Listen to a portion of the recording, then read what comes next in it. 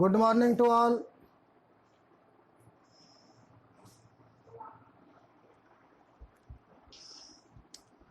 आज हम लोग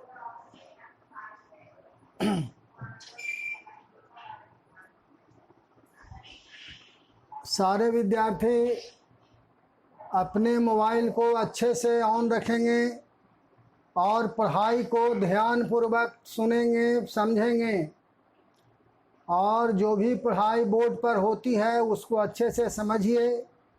फिर इसका हम रिटन मटेरियल आप सबों को उपलब्ध करावेंगे। अभी आपको केवल काम है बोर्ड पर जो पढ़ाई हो रही है, पढ़ाई होती है, उसको अच्छे से आप फोकस करके समझिए। जैसा कि आप जानते हैं कि कैलकुलस इज़ वेरी इम्पोर्टेंट। दोनों ध्यान से, दोनों ख्याल से, बोर्ड के परीक्षा के ख्याल से भी और इंजीनियरिंग की परीक्षा के ख्याल से भी calculus is very very important, काफ़ी इम्पोर्टेंट है। तो आप इसको शुरू से ध्यान से पढ़िएगा। आइए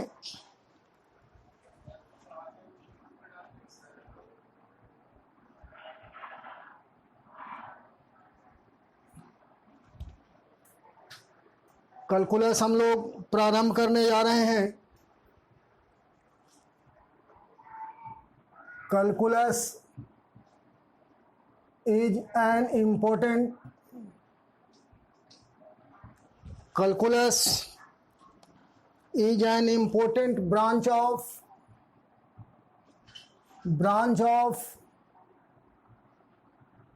higher mathematics.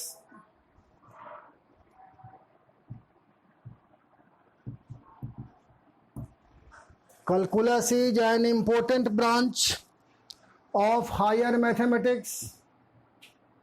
हायर मैथमेटिक्स के लिए कैलकुलस काफ़ी इम्पोर्टेंट है।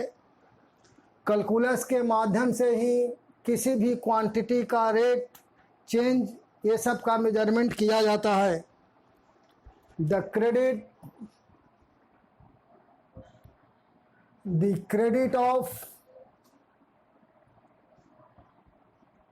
Calculus, the credit of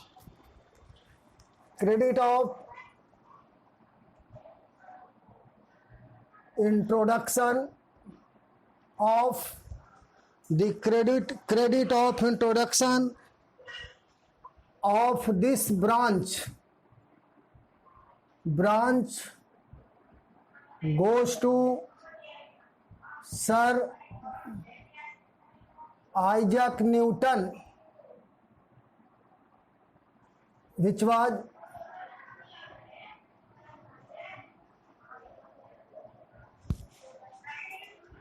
and Leibniz.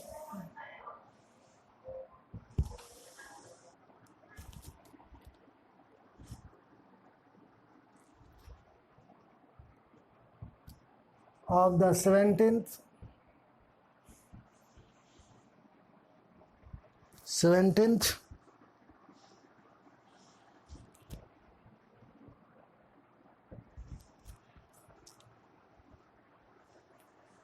Calculus is an important branch of higher mathematics. Higher mathematics के लिए कैलकुलस जो है एक इम्पोर्टेंट ब्रांच है। The credit of introduction of this branch goes to renowned mathematician sir Isaac Newton, जो कि England के थे, उन्हीं को यह क्रेडिट जाता है। एंड लेबनिज, ये भी मैथमेटिशियन थे जो कि जर्मन के थे। ऑफ द 17th सेंचुरी, 17वीं शताब्दी में सर आइजैक न्यूटन और लेबनिज ने कैलकुलस ब्रांच से हम सबों को अवगत कराया, हम सबों को इंट्रोड्यूस कराया।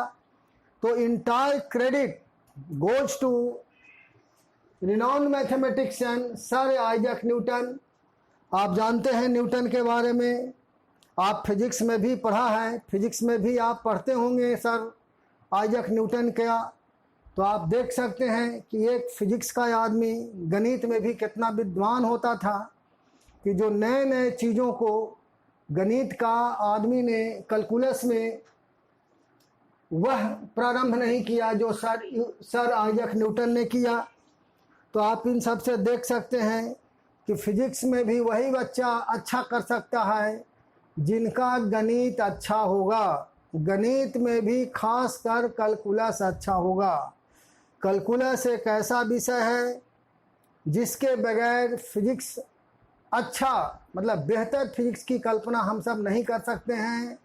इसलिए कैलकुलस गणित के विद्यार्थी के लिए भी जितना इम्पोर्टेंट है उतना ही बायोलॉजी के विद्यार्थी के लिए भी इम्पोर्टेंट है। कैलकुलस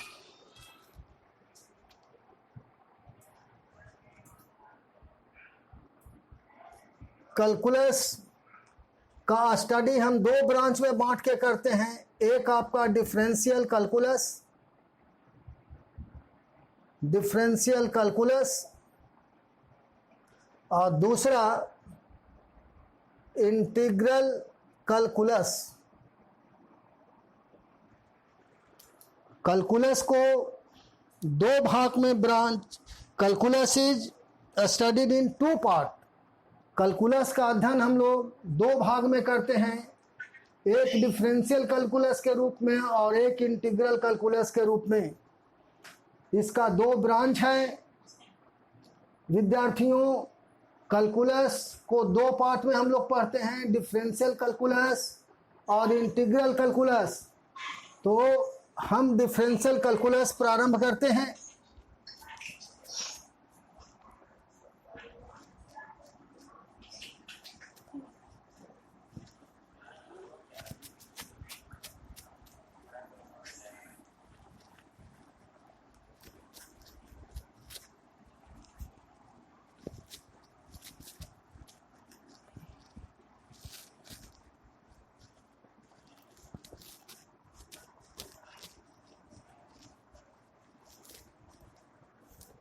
तो अब हम प्रारंभ करते हैं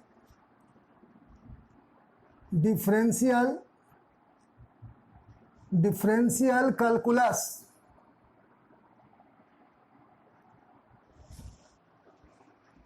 डिफरेंशियल कैलकुलस इसका पहला ब्रांच, जैसा कि आपको हमने बताया कि कैलकुलस दो भाग में पढ़ाया जाता है। पहला डिफरेंशियल कैलकुलस के रूप में और दूसरा इंटीग्रल कैलकुलस के रूप में। तो हम डिफरेंशियल कैलकुलस की पढ़ाई को प्रारंभ करने जा रहे हैं। इस बात के साथ प्रारंभ करने जा रहे हैं विद्यार्थियों कि आप समझ लीजिए कि अभी वर्तमान में ऑनलाइन क्लास का कोई भी अल्टरनेटिव नहीं है। इसलिए जो विद्यार्थी इस भ्रम में हैं कि हम इसको काम पूरा कर लेंगे खुलने के बाद, समय लौट के नहीं आवेगा। इसलिए वर्तमान में ऑनलाइन क्लास का कोई भी अल्टरनेटिव नहीं है। इसलिए कि कोरोना जो है अनकंट्रोल है। कोरोना की जो स्थिति है अनकंट्रोल है। अभी यह कहना बड़ा मुश्किल है कि कब से ऑफ क्लास होगा। इसलिए ऑनलाइन क्लास का कोई भी अल्टरनेटिव नहीं है। और जो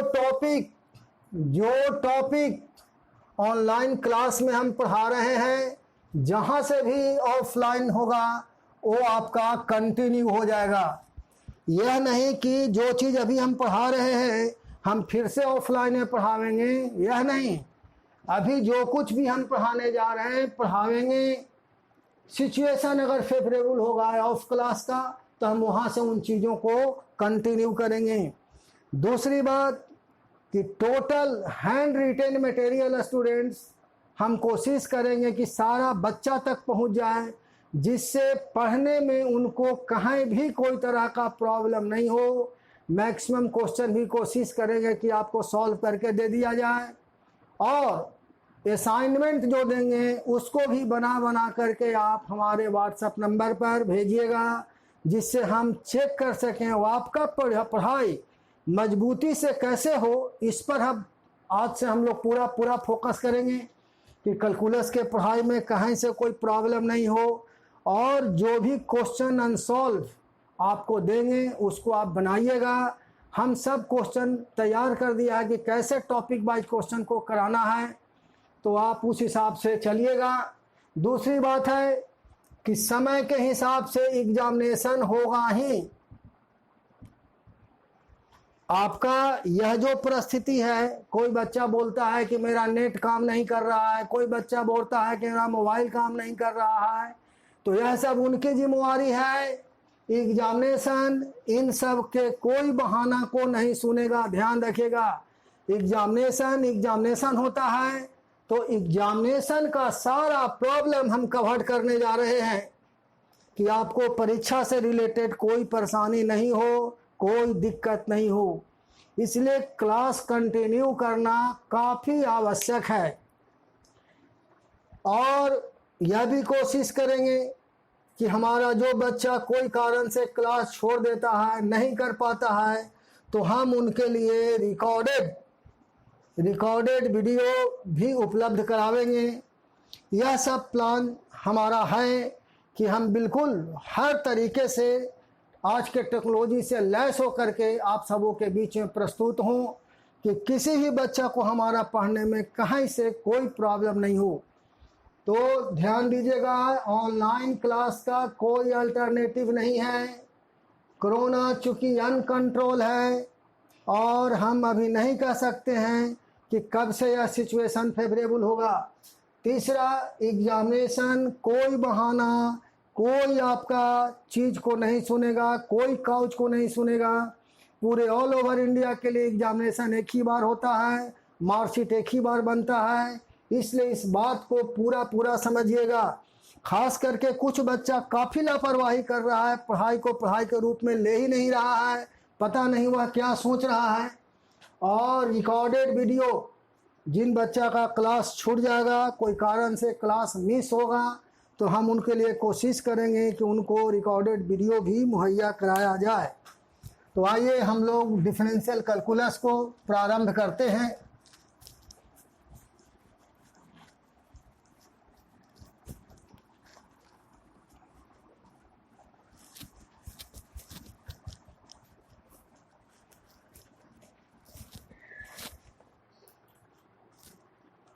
तो आइए हम फंक्शन, कैलकुलस का पहला चैप्टर है फंक्शन, जिसको हिंदी में फलन कहा जाता है।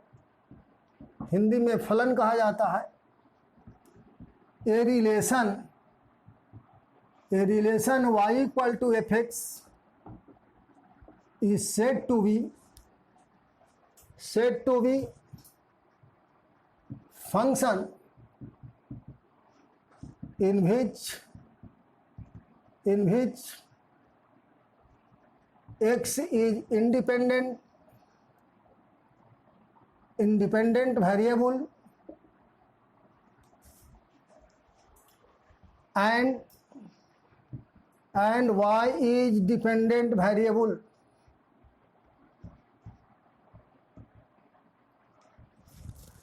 क्या पढ़ा हम लोगों ने परिभाषा में? हम लोगों ने परिभाषा में पढ़ा कि एक relation, a relation y equal to F X, ध्यान से सुनिएगा, a relation y equal to F X is said to be function in which x is independent variable and y is dependent variable.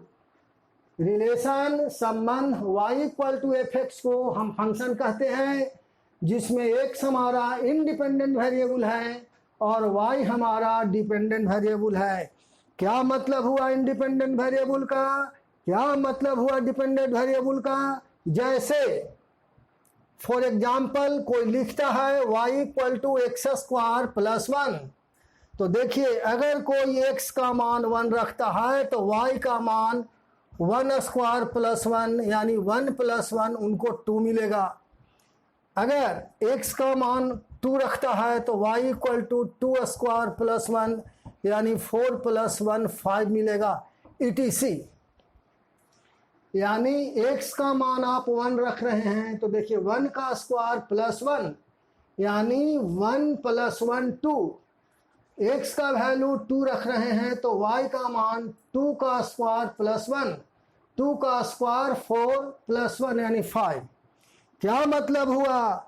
यह मतलब हुआ कि x का मान हम जब 1 रख रहे हैं तब y का मान 2 मिल रहा है। x का मान जब हम 2 रख रहे हैं तब y का मान 5 मिल रहा है। तो यह मान हम अपने मर्जी से रख रहे हैं, अपनी इच्छा से रख रहे हैं, अपना स्वेच्छा से रख रहे हैं। अगर x का मान 1 नहीं होता तो y का मान 2 भी नहीं होता।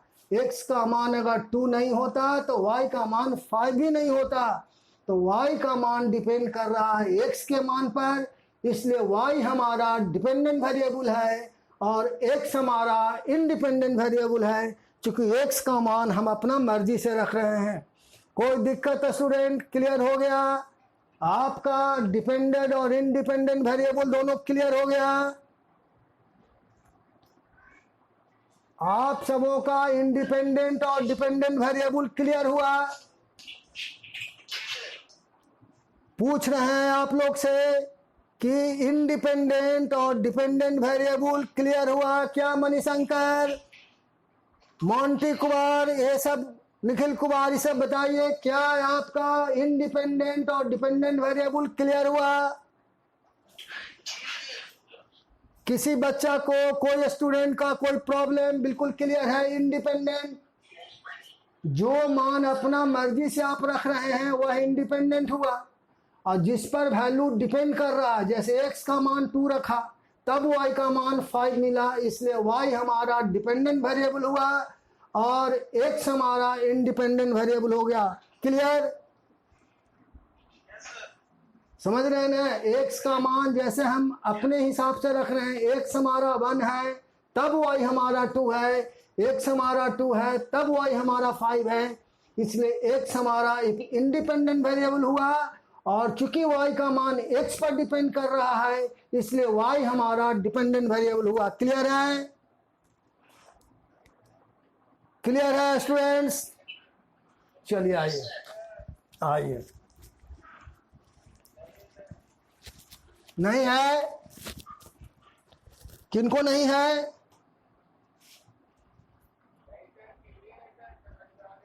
चलिए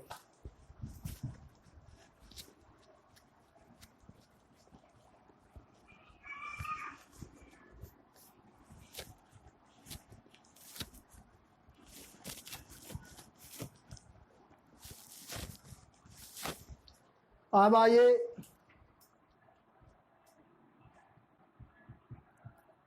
एक्सप्लिसिट फंक्शन, इसको हिंदी में स्पष्ट फलन कहते हैं।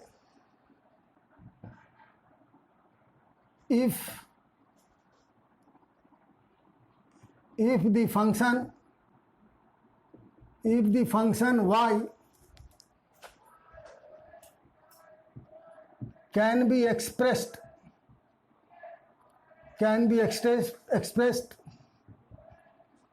in terms of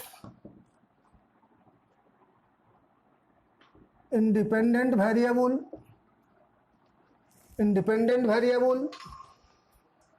x, then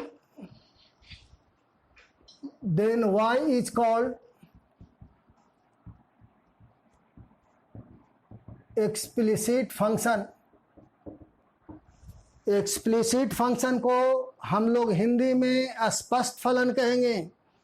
तो डिफिनेशन है, if the function y can be expressed in terms of independent variable x, अगर कहता है फंक्शन y x के टर्म में अगर एक्सप्रेस होता हो, व्यक्त होता हो, तबे हम y को एक्सप्लिसिट फंक्शन कहेंगे, स्पष्ट फलन कहेंगे। जैसे जैसे देखिए अभी आपने रखा था y equal to x square plus 1, x का मान कोई 4 रख देगा तो 4 का स्क्वायर 16 प्लस 1 यानी y का मान 17 रखेगा। यानी जैसे ही x का वैल्यू रखिएगा y मिल जाएगा। ऐसे फंक्शन को हम स्पष्ट फंक्शन कहेंगे, अंग्रेजी में एक्सप्लिसिट फंक्शन कहेंगे।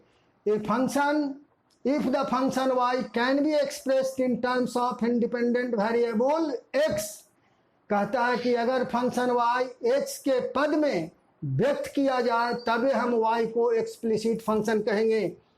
जैसे y equal to sine square x, ये सब आपका एक्सप्लिसिट फंक्शन हुआ। इम्प्लिसिट फंक्शन, इसको अस्पष्ट फलन कहेंगे। If the function y cannot be expressed in terms of independent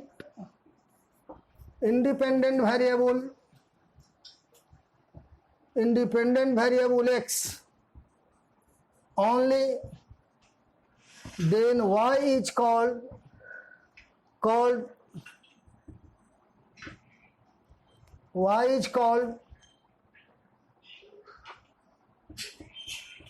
implicit function. दोनों में अंतर क्या है? दो फंक्शन पर फिर हम चर्चा कर रहे हैं, एक एक्सप्लिसिट फंक्शन और एक इम्प्लिसिट फंक्शन। तो इसमें आपने कहा कि ऐसा फंक्शन जो x के पद में लिखा जा सकेगा हम एक्सप्लिसिट कहेंगे, और इम्प्लिसिट में कह रहा है कि ऐसा फंक्शन जिसमें y can not be expressed in terms of independent variable x only, यानी ऐसा फंक्शन जिसमें y केवल x के पद में नहीं लिखा जा सकेगा, नहीं व्यक्त किया जा सकेगा, हम उस फंक्शन को इम्प्लिसिट फंक्शन कहेंगे। जैसे देखिए X square plus Y square equal to X Y, देखिए X Y equal to sine x plus Y, दोनों में बिल्कुल अंतर स्पष्ट है। समझिए कि इसमें x का मान रखिएगा तो y मिल जाएगा, इसमें x का मान रखिएगा तो y आपको नहीं मिलेगा। एक्सप्लिसिट और इम्प्लिसिट में यही बड़ा अंतर हुआ कि एक्सप्लिसिट फंक्शन में को हम y को जब x के पद में एक्सप्रेस करते हैं, व्यक्त करते हैं, ये हमारा एक्सप्लिसिट कहलाता है। यानी इसमें जब हम x का मान रखेंगे, वैल्यू रखेंगे तो y हमको मिल जाएगा। If the function y can not be expressed in terms of independent variable x, और अगर y x के पद में एक्सप्रेस नहीं किया जा सकेगा, व्यक्त नहीं किया जा सकेगा, तब हम उसको इम्प्लिसिट फंक्शन कहेंगे। जैसे देखिए x into y equal to sine x plus y, इसमें हम x का मान रख भी देंगे तो y हमारा नहीं मिलेगा, y का मान हमको नहीं मिलेगा। ऐसे फंक्शन को हम इम्प्लिसिट फंक्शन कहेंगे। दोनों फंक्शन में क्लियर अंतर हुआ? दोनों फंक्शन में क्लियर समझे? दोनों में क्या अंतर है? x का मान रखने से अगर y का मान मिल जाता है तो एक्सप्लिसिट कहलाएगा, और जिसमें x का मान रखने से भी y का मान नहीं मिलता है हम उसको इम्प्लिसिट फंक्शन कहेंगे। क्लियर हुआ? कोई विद्यार्थियों को दिक्कत? चलिए आइए।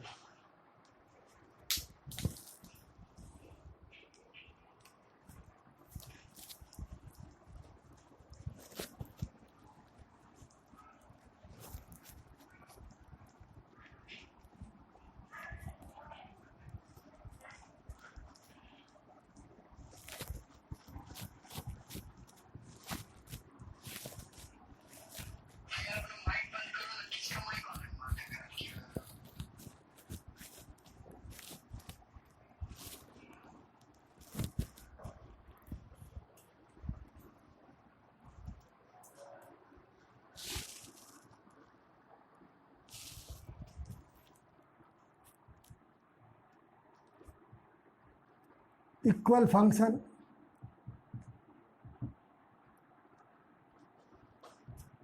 two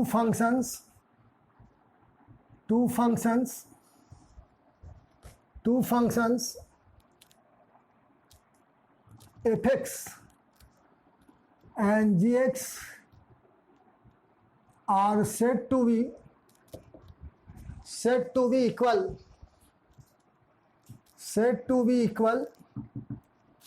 दो फंक्शन fx और gx को हम लोग इक्वल कहेंगे if and only if fx equal to gx for all values of x। कह रहा है कि दो फंक्शन को हम इक्वल फंक्शन कहेंगे अगर x के सभी मान के लिए fx और gx दोनों बराबर हो जाता है। Equal functions are also called identical function।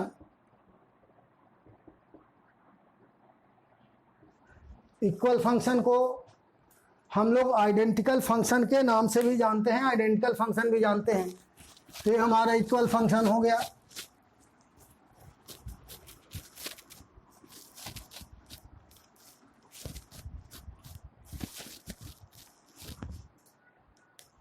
Even function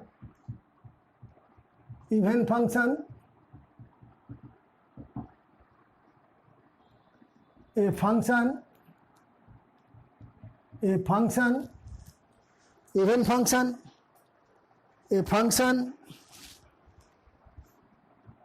is said to be a function fx is said to be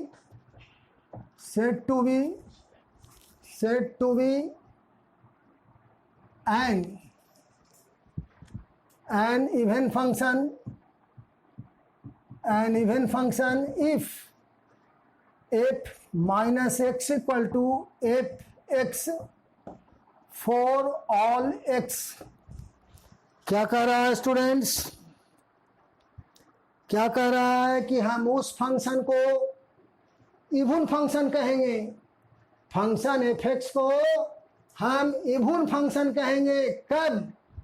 if and only if x के जगह पर देखिए माइनस एक्स रख देने पर भी फंक्शन का मान अगर नहीं बदलता है यानी fx ही रह जाता है, तब फंक्शन fx को हम इवन फंक्शन कहते हैं। डिफिनेशन क्लियर हो गया कि ये function fx is said to be an even function if and only if f minus x equal to fx for all x। जैसे देखिए fx equal to x square है। अब x के जगह पर माइनस एक्स रख भी दीजिएगा तो देखिए माइनस एक्स का स्क्वायर एक्स स्क्वायर जो कि fx के बराबर है। इसलिए आप कह सकते हैं कि fx equal to x square is an even function. Clear हो गया?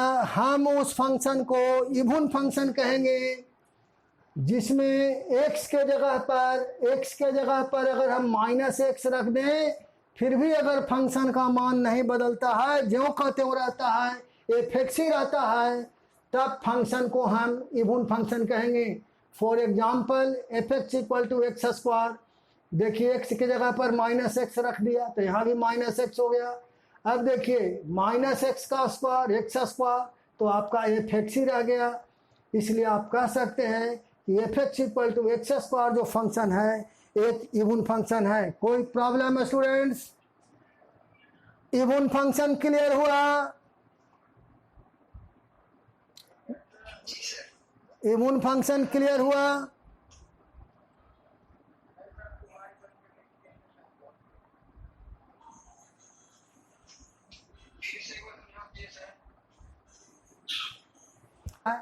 कि हम उस फंक्शन को इवन फंक्शन कहेंगे, फंक्शन fx को हम इवन फंक्शन कहेंगे जिसमें x के जगह पर माइनस रखने पर भी फंक्शन का मान नहीं बदलता है, fx रहता है, तो हम उस फंक्शन को इवन फंक्शन कहते हैं। एग्जाम्पल देखिए, fx equal to x square, इसमें x के जगह पर माइनस एक्स रखा तो माइनस एक्स का स्क्वायर एक्स स्क्वायर आपका fx है, तो देखिए fx equal to x square, यानी माइनस हम x रखे तब भी फंक्शन हमारा fx ही रह गया। इसलिए हम कह सकते हैं कि X square is an even function.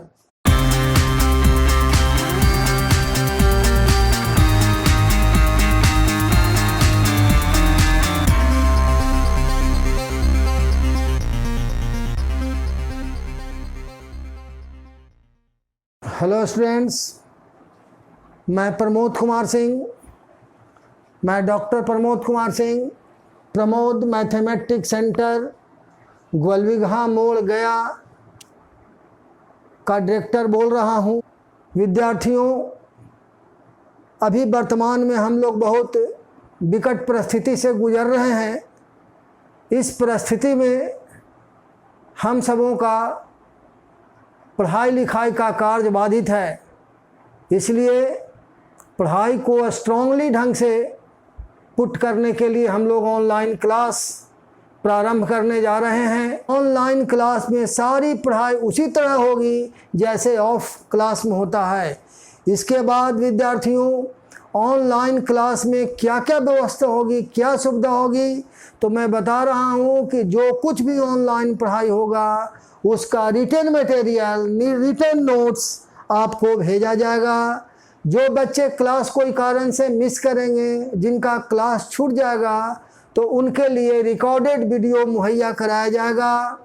Students, इसके बाद हर 15 दिन पर हम उस टॉपिक का टेस्ट लेंगे जो टॉपिक आपको 15 दिन में मैं समाप्त करूंगा, पढ़ाऊंगा।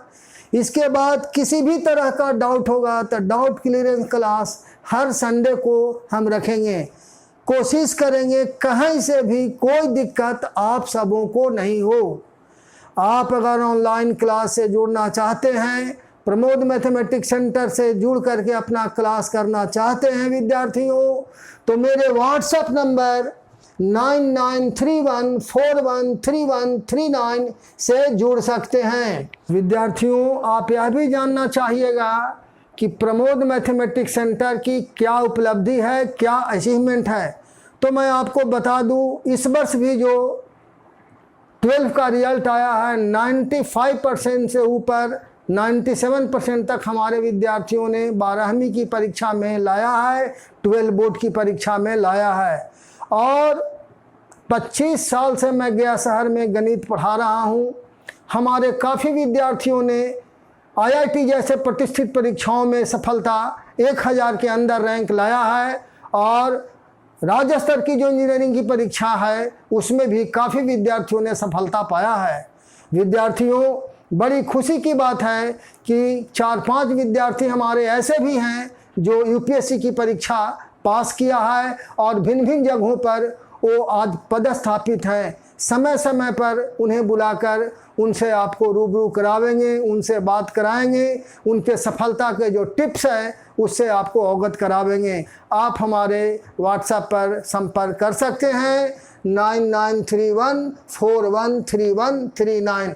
Thank you students.